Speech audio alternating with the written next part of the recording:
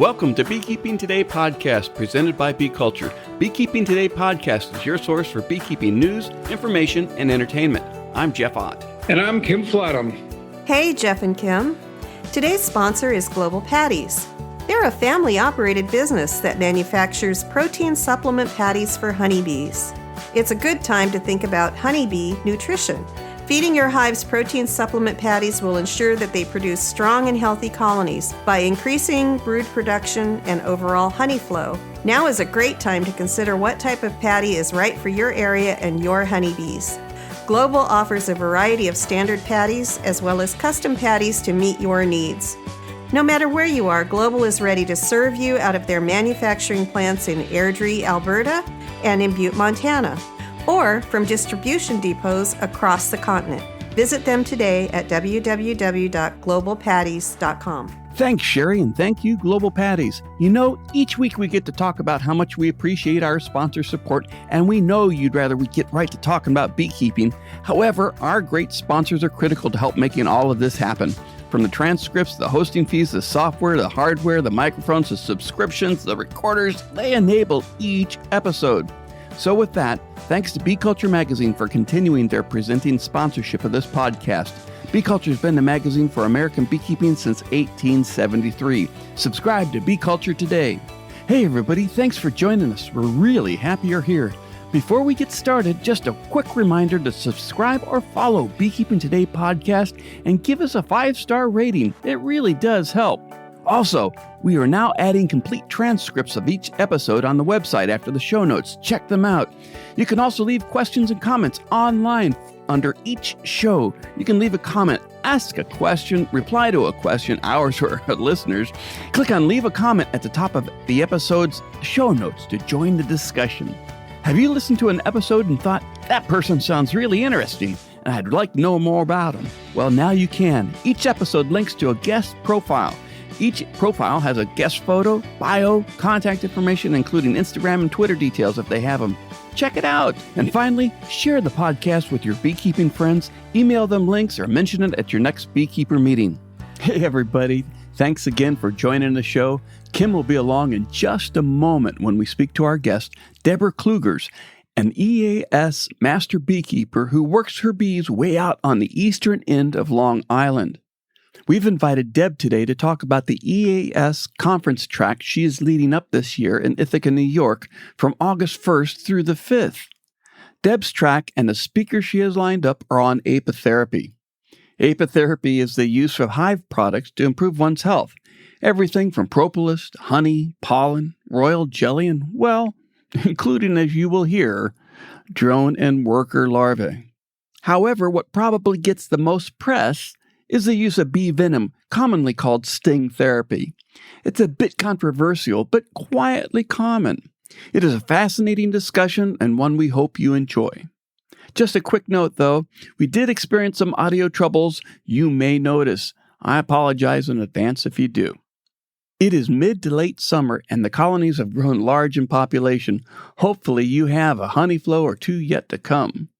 However, in some parts of the country, you're experiencing nectar dearths, and you are feeding your bees just to see them through. It's been an extremely hot and difficult summer in many parts of the country. It is this time of year you may see something very unusual going on in a colony. It may seem different than the other hives in your bee yard. You know, fewer bees coming and going at the front entrance. They sound a little bit different. You open it up and note the population is down. There are more and smaller drones than the last time you did an inspection. You look at a frame, it had a spotty brood, and what brood you see is capped with rounded tops. You notice the eggs. That's when you notice you have problems. There are multiple eggs laid haphazardly in cells on both sides of the frame. That's when you realize for sure you have laying workers. Last week, I joined Jim, too, as a guest co-host on Honeybee Obscura podcast. We discussed laying workers and the management challenge they pose. I hope you check it out wherever you listen to your podcast. Let's get on with today's episode and our talk with Deb Klughers, but first, a quick word from Strong Microbials. Hey, beekeepers! Many times during the year, honeybees encounter scarcity of floral sources. As good beekeepers, we feed our bees artificial diets of protein and carbohydrates to keep them going during those stressful times. What is missing, though, are key components. The good microbes necessary for a bee to digest the food and convert it into metabolic energy.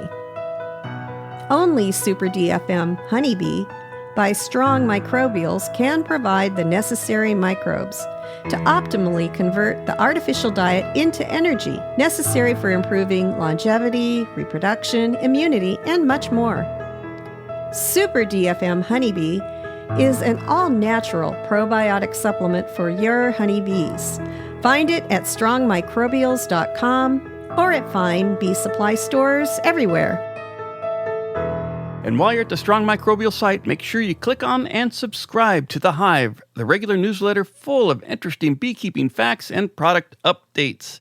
Hey everybody, welcome back. Sitting across the virtual Zoom table right now is Deborah Klughers. She is an EAS Master Beekeeper and a commercial beekeeper in Long Island, and also heading up part of the EAS Conference this year. So Deborah, welcome to Beekeeping Today podcast. Thank you so much for having me. Appreciate it. It's nice to meet you, Deborah. Nice to meet you as well. Thank you. So I probably really messed up your background. So why don't you just introduce our listeners to who you are and your background in bees, basically your beginning, if you will, of your life with honeybees.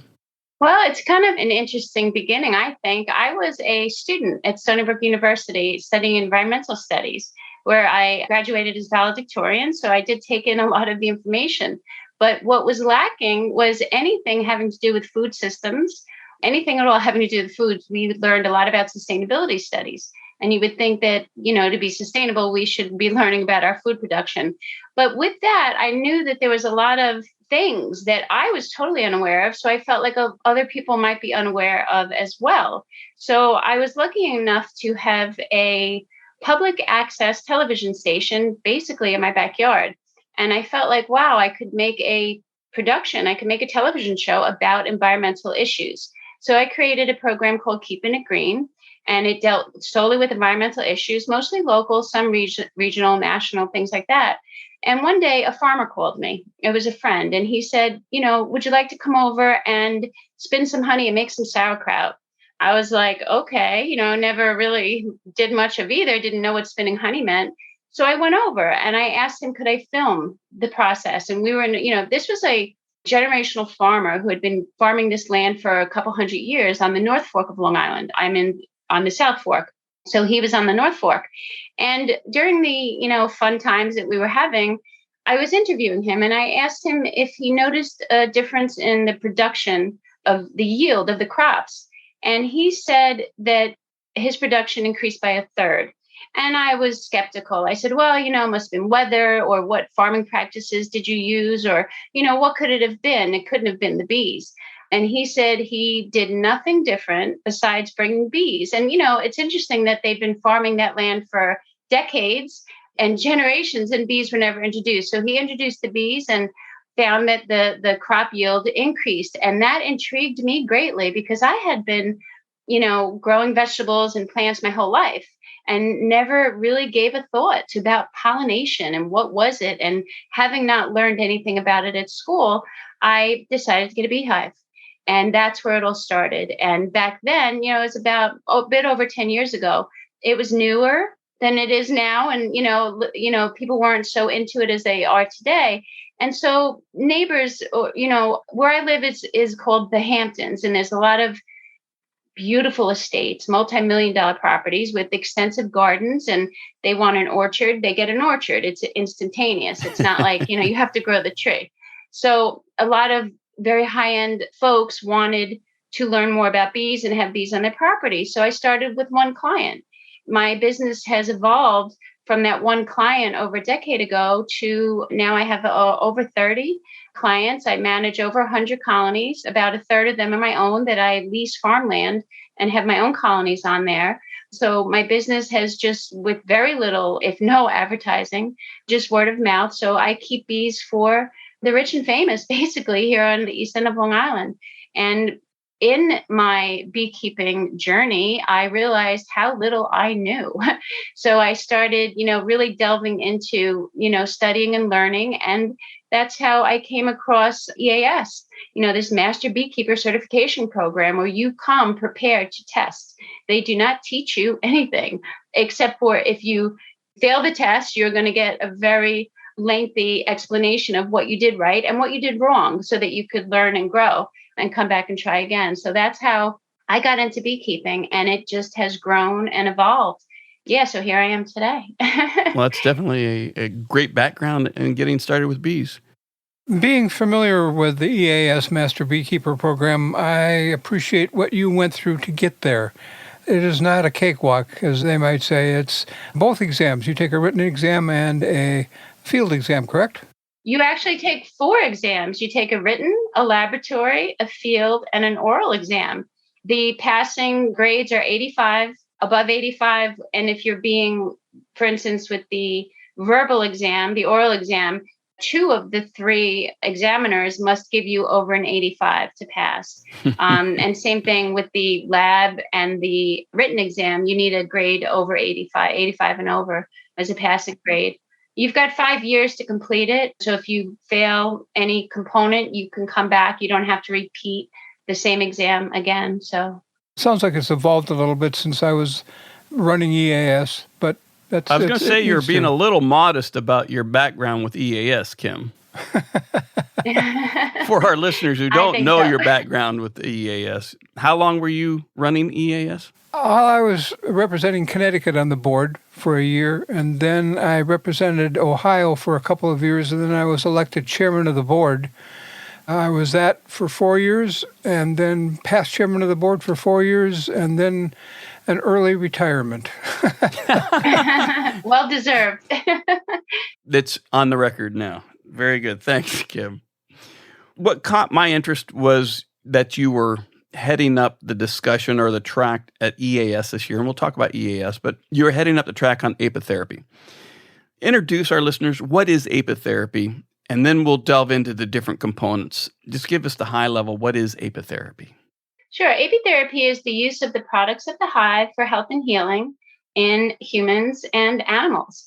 We take the different products of the hive and they work better in synergy, meaning the more products of the hive that you can incorporate into your healing journey, the better. It's anything from honey, pollen, propolis to bee venom and something called drone brood homogenate, which is things, some things that people might not even be aware of. Drone brood homogenate. It sounds like a smoothie made with drone brood. Yeah. Oh, come on. Pretty good. No, yeah. Come on. So yeah, drone brood homogenate is taking the basically unborn drone brood prior to emergence at any time from 3 to 14 days after the egg hatches. So it's actually taking that larva and ingesting it and making it into different types of concoctions. You could cure it in alcohol, you could cure it in honey, you could freeze dry it, but it's a very perishable product. So it has to be very much taken care of after harvest. I see you've got a face on there that the listeners can't see. You're like, I don't think so. Well, I was thinking about the worm in a tequila glass, and now it's going to be replaced by a drone larva. So I'll get past my personal ew factor. It actually has more protein than beef per ounce. So it's a very highly nutritious substance or product. And it's got a lot of effects, like has to deal with sex hormones, testosterone, estrogen, things like that. It helps with erectile dysfunction. It helps with menopause. Those are just some of the things that, ovarian dysfunction, male infertility, also thyroid function, and malnutrition in children. So all of this information is not anecdotal. There's studies, there's ongoing studies being performed all over the world. And what I find interesting is that in other countries, it's just a normal thing, whether it's bee venom or honey, propolis, pollen, whatever the case may be. In other countries, it's just like thousands of years ago. It was written about in ancient Egyptian texts, and there was many, many prescriptions that were used way back then. And Hippocrates used bee venom, for arthritis and things like that. But that stuff seemed to have gotten lost. That information seemed to have gotten lost when America became America, we didn't bring that generational knowledge with us. And it wasn't something handed down to us from the Native Americans because honeybees are not native to North America. So it wasn't something that they could give us that, look what we've been doing all this time. So it was kind of, I think, kind of left in Europe and Asia. And now, full circle, hopefully it's going to make its way back here to North America, where it's illegal to practice apitherapy other than the use of bee venom in immunology to desensitize people that are allergic to honeybee venom in particular. So, that's really the only legal use of bee venom, here in America. But, in apitherapy, a lot of doctors will prescribe to children with a lot of allergies. They'll, advise the mom to get local raw honey, to help children with allergies. And it works. You're getting like a low dose of what you're allergic to help build up your immune system to desensitize you against these things that you're allergic to. So it is used in different ways here, but overall, it's nothing like it is in other countries. Medicinal use of honey is well known and well studied as well for diabetic ulcers and burn treatments and everything else. And those papers are coming out weekly, it seems. That's really good. So that would be considered apitherapy. Absolutely. And the interesting thing about, people have heard of honey or medical grade honey, and then they think Manuka honey. So a lot of the studies are showing that, or any studies really are showing that our local honey from our local beekeepers, in your backyard are just as medicinal as that medical grade Manuka honey. It's just that that's the only honey that's been certified. It's in bandages, things like that. So it's, the FDA, imagine if all of our honey was certified, the price would go through the roof, which wouldn't be a bad thing for our American beekeepers, actually. But, that kind of regulation could also cause other issues. Don't start talking about honey prices because you get Kim up in the riles. Yeah. We need to increase our honey prices for sure. Jeff, I have to interrupt you here for a moment. When I was an undergrad, I took a course called Insects as Food. And I thought we're past this. One of the things that you had to do to pass the course was to prepare a meal using insects as the food. And I chose bee larvae and made a dessert that you wouldn't believe. And even just out of the hive, bee larvae are quite tasty. They're sweet. I agree. And just a little bit crunchy. They make good food. And all of the things that Deborah mentioned there about the proteins and the lipids and all of that fall into it. But it tastes good. I know my mom is laughing in her grave saying, I couldn't get that boy to eat lima beans. You're no way you're going to get him to eat a bee larva. Well, it's the drone brood in particular that imparts these medical benefits. So it's very interesting. So apitherapy covers the use of propolis, covers the use of honey as a medicinal product. It covers sting therapy. So let's talk about sting therapy a little bit, because that was my first introduction to apitherapy, reading a book by Fred Malone about bees don't get arthritis, and Charlie Mraz. And that gets a lot of press, both good and bad. What can you share about that? Well, I have a lot of firsthand knowledge or firsthand experiences with bee venom.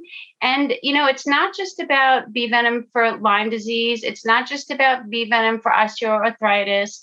Bee venom itself is about 100 times more potent as a anti-inflammatory / painkiller as cortisone.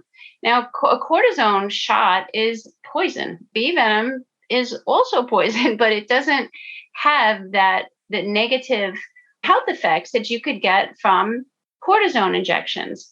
I could just tell you some firsthand experiences that I've had. And one is that I had a swollen knee, very swollen, very painful, hard to bend. I'm a beekeeper. I need to be up and down. I can't be messing around with having, an injury. But I waited a while, thought it would get better. It didn't. I finally was able to get an MRI. The MRI showed 6 cysts, a large cyst in the back, all this stuff.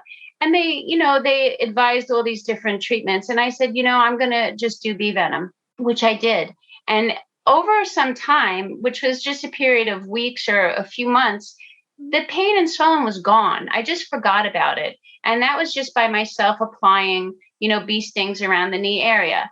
Another time I had what turned out to be a slap tear on my left shoulder, which is a sublateral anterior to posterior tear, confirmed with an MRI. And I said, what does that mean? They said, you need surgery. I'm not getting that surgery because I had that surgery on my right shoulder and I would never want to do that again. So I started with the bee venom therapy and I was just stinging the heck out of my shoulder.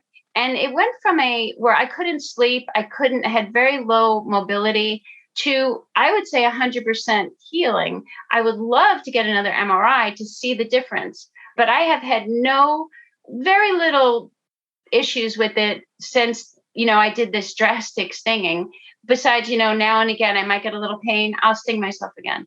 Another time I must get 3 to 10 to 15 ticks in me every single day that I'm removing. I'm working in the fields. I wear the large boots. I'm all, clothed up, but nonetheless, the ticks find their way.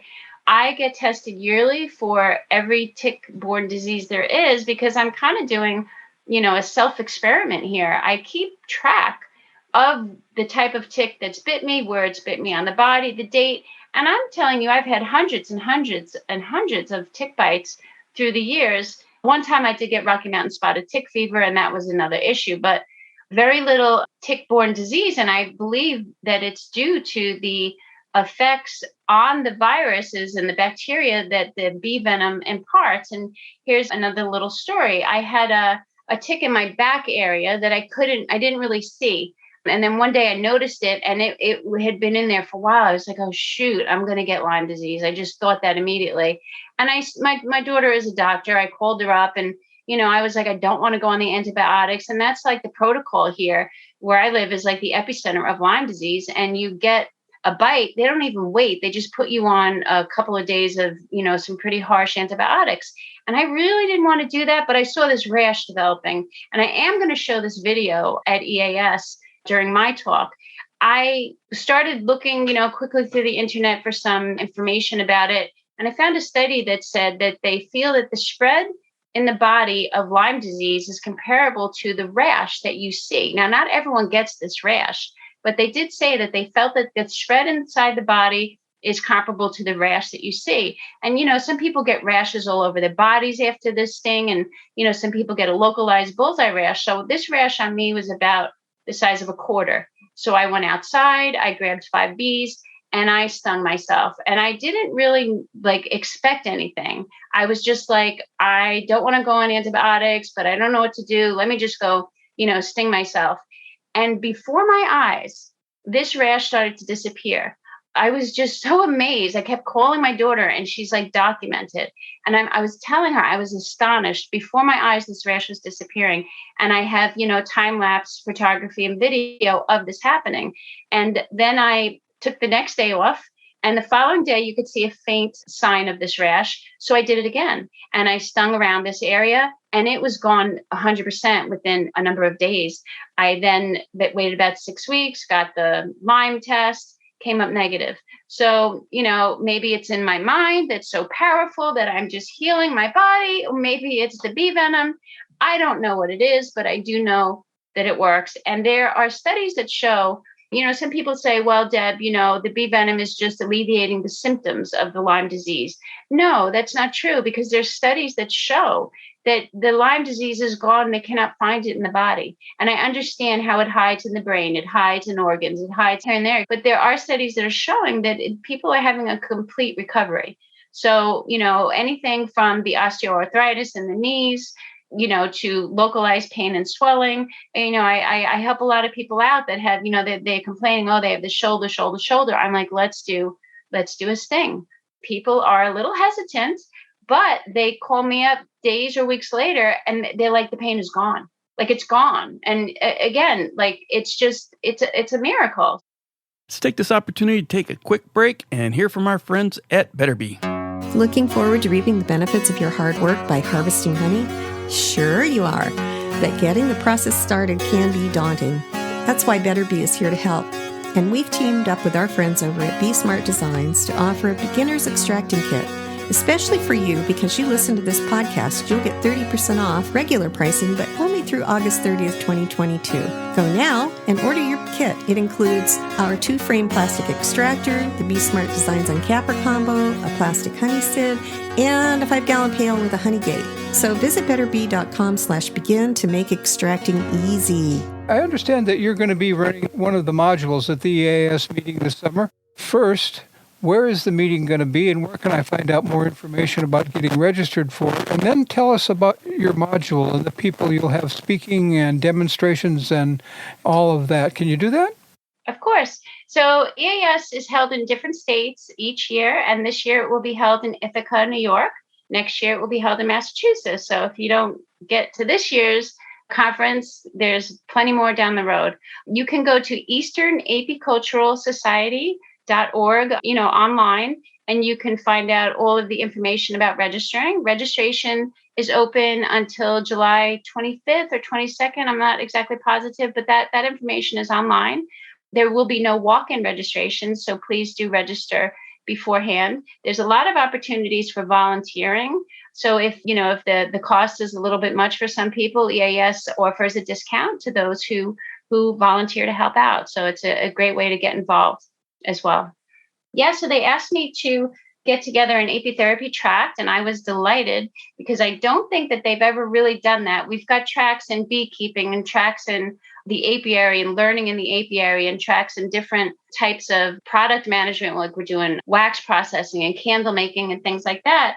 But so one of the tracks that you'll be able to choose from each hour is apitherapy. You could go into the apiary, learn about bees. You can go to the apitherapy session, learn about apitherapy, go to the beekeeping techniques and products, so you have a wide choice and you can, run from room to room.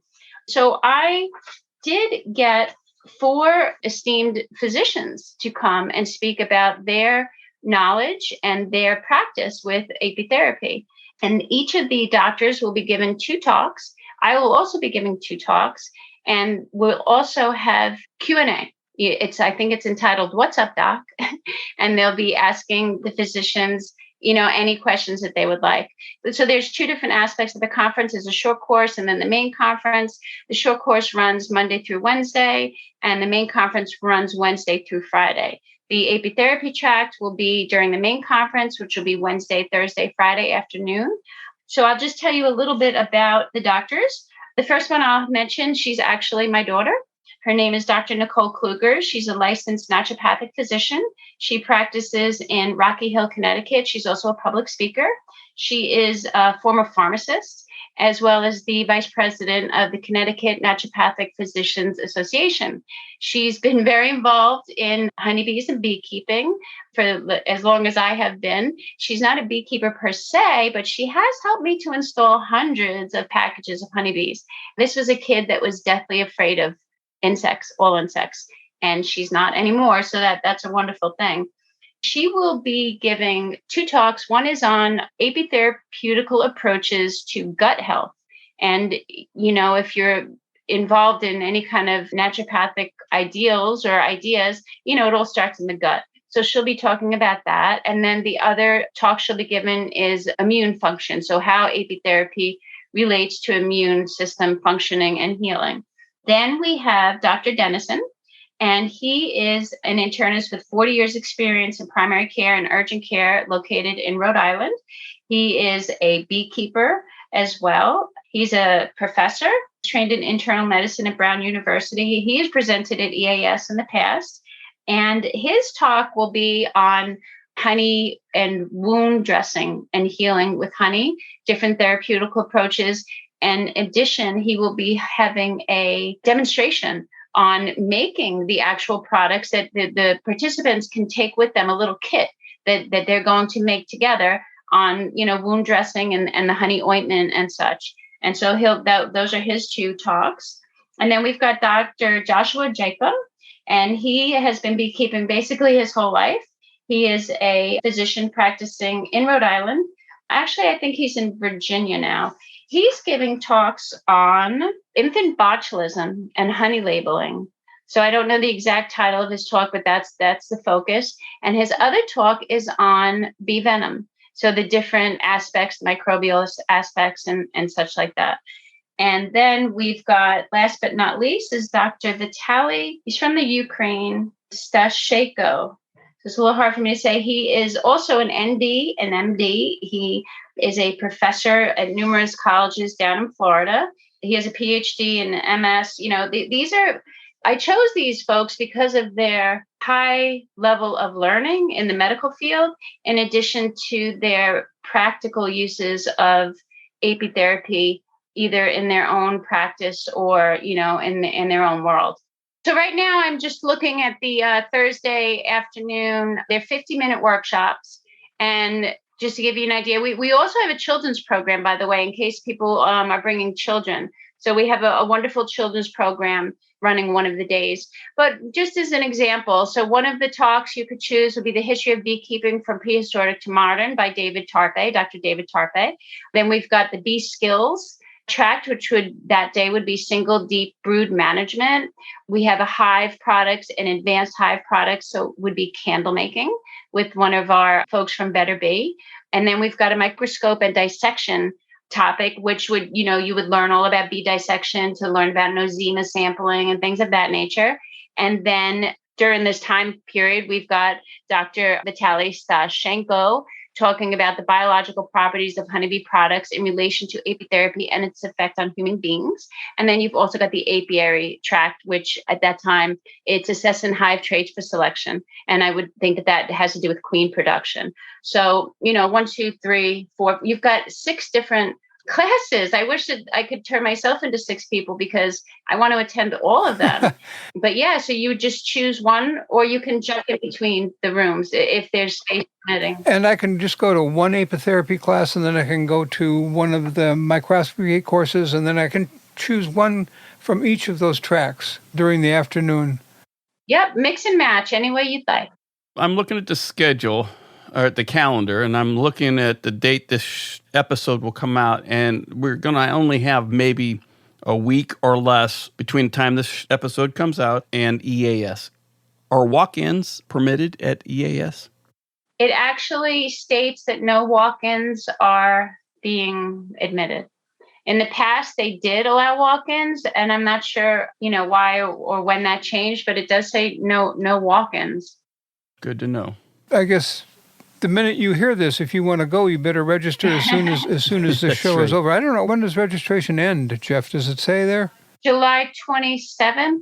When this comes out, you have, I think, minutes. Seconds, if not longer. We're looking at this coming out on the 25th. So you got a couple days, and you can do it online. So you've got time if you don't dial. In any event, the listeners will at the least learn that there's a different type of way to promote health and healing and alleviate pain, and help not only enhance health, but, to help treat illnesses in a different manner. So complementary alternative ways of healing yourself and your animals. Deborah, are you a member of the American Apatherapy Society? I'm not any longer. I actually was their editor of the journal for a number of years. I have since left that position, but they are a good resource. They haven't had a conference in a number of years.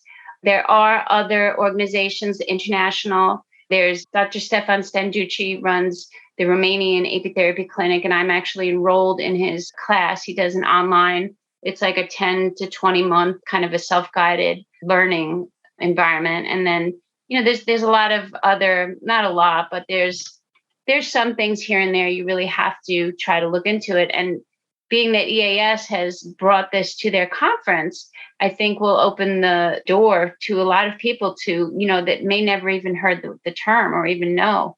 Well, I guess that's where I was going, was if I can't make it to EAS, where can I go to get this kind of information? And it sounds, I'm not going to say hit or miss, but it sounds like I'm going to have to dig a little to find this. If I was looking, where would I start? I would say to go to apatherapy.com, which is Dr. Stefan Standucci's website, and he's in Romania, and he is, I would say, one of the most foremost experts in the world on this topic, and he gives conferences free of charge. Unfortunately, the time difference is great. So when he's starting a conference at 9 a.m., it's like, 3 a.m. here or something. So, but I would definitely follow him because he is very, very active in teaching, and he brings in speakers from all over the world. He's had a number of conferences on Facebook. Jeff and I have to balance those time zone issues every once in a while, so I can understand that. But Jeff, you will have that webpage on? We'll have the webpage for EAS up. We'll have the website for Dr. S, and then for Apological Society. Deb's contact information, of course, will be in the guest profiles. Okay. Then I can get it at EAS, or I can go visit one of the web pages. So if I miss EAS, I've got some place to start digging. Good. Okay. Well, that kind of wraps up EAS for you then. You're going to be having something all afternoon, every afternoon. And if I can make it there, I could get my fill of everything I ever wanted to know about apitherapy, both in theory and practice, and get to meet the people who are putting all of this together. I'm impressed with the depth of the information that you guys are going to provide. Sounds like a great conference, especially. Did they hold it last year because of COVID? We did. We held it down in Kentucky, and it was great, actually. We didn't have the honey show, which we will be bringing back this year. And, there wasn't a children's program. It wasn't like it usually is with the various tracks that you can attend. We all were in one room together. There was a bunch of vendors. We all got together. We played Yahtzee at night, the secret Yahtzee games. So it was a lot of fun, and everyone, got to see each other. And it was in a beautiful, beautiful area in Kentucky. So it was kind of last minute. A few hundred attended, but I was glad that I went. Well, I'm glad to see the big national meetings and regional meetings start back up and take place. I like the big honey shows. Those are always just fascinating. The big honey displays. You mentioned COVID, so I'll just pull a little plug here again on the bee venom. So bee venom has been shown, forgot to mention this earlier, to kill one of the most aggressive forms of breast cancer cells. There's an August 2020 study that came out. It was an Australian study, and it showed that the bee venom completely eradicated the breast cancer while leaving the surrounding tissue intact. And bee venom also has the same type of effect on the HIV virus. So it basically punctures the biofilm of the virus and desiccates it. Viruses aren't really alive, so it just kind of desiccates it, and it can't replicate. And if you think about the coronavirus, and if you look at these two viruses, the HIV and coronavirus, they look pretty darn similar. And it's the same mechanism as puncturing the biofilm and stopping its ability to replicate. So there's a lot, it's not, it's antiviral, it's antibacterial, it's antimicrobial, it kills pain, so there's a lot more to it. And I'd also like to mention that there's a lot of beekeepers, especially maybe new beekeepers, I don't know, maybe all beekeepers or some beekeepers, that don't like to get stung. They get their gloves on and they, duct tape their pants. And, that's well and good, except for the fact that you are getting low dose of bee venom. You're getting a constant low dose exposure. And if you get stung once in a year, you're setting yourself up for creating a bee venom allergy within yourself by getting those constant low dose exposures. And then when you do get hit with a few stings, you could have some, severe medical issues. In addition, that, they're finding studies that show that beekeepers' pets and children are also getting this low dose exposure. I come in and there's bee venom on my body, bee venom on my pants, whatever.